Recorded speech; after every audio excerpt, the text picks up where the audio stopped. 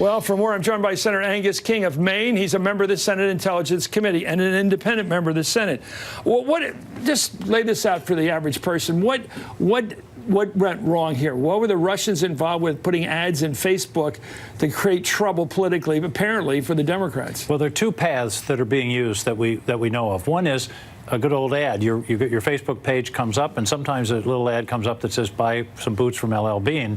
But in this case, an ad came up and said, Hillary Clinton wants to read your emails, or, something. We don't know what the content. Facebook hasn't said that, but they have said that they were highly provocative ads to sort of get people upset in the early parts of the 2016 on the kind campaign. of gender and sex issues sexual issues that do stir people's emotions. Yeah, but then the other, I think, even more insidious is the creation. We know that these folks, and in Russia they're getting good at this, create a fake identity so that you have a comment from what you think is a person, a real person, that says, hey, check out the DC Leaks website and you'll see some amazing stuff about Hillary. Well, DC Leaks was set up by Russia, and it was a source of a lot of the leaked emails. So this is a very insidious manipulation using social media like Facebook and Twitter.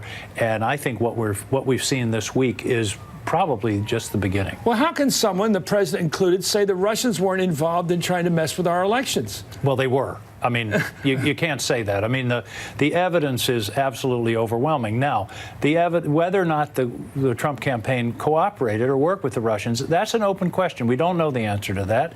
And that's what my committee, the Senate Intelligence Committee, House Intelligence, Mr. Mueller, they're all looking at that.